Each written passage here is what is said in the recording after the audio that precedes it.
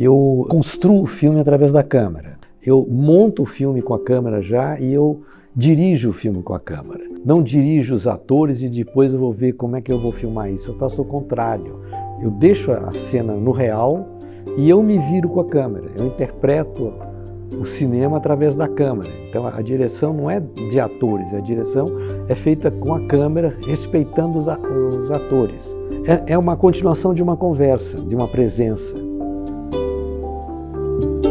O desafio desse projeto foi apresentar para o público a produção visual e audiovisual do Jorge Bodansky durante esse período da ditadura, durante os 21 anos que durou a ditadura militar no Brasil, e mostrar as diferentes formas de produção que o Jorge utilizou para narrar esse país. É uma exposição que mistura fotografias, que mistura reportagens para televisão, que mistura Super 8, que combina também cinema. Filmes que mostram, além da presença e da urgência de olhar o Brasil, mas também de olhar essas personagens, pessoas comuns que se tornam importantes na lente e na escuta de um artista, de um cineasta, fotógrafo que olha para o Brasil de maneira dinâmica e ampla. As pessoas silenciadas tomam voz, ganham corpo e ganham presença aqui no Sexto Andar.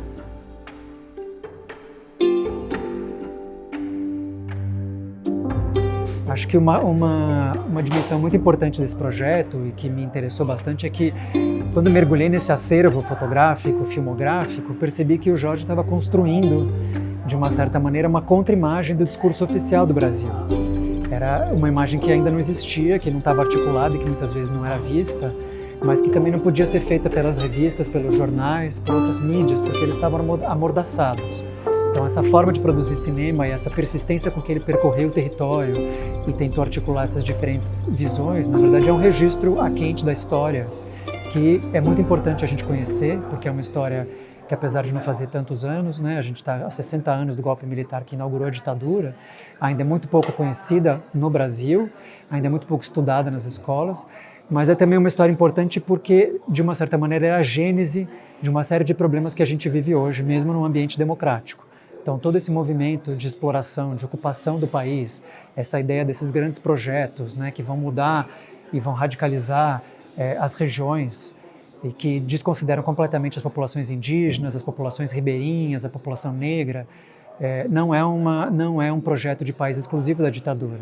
É um projeto que mais à esquerda e mais à direita torna a repetir e que eu acho que, eu espero, né, que as pessoas que visitem essa exposição percebam que esse fragmento da história, na verdade, esclarece muito a situação que a gente está vivendo hoje no Brasil.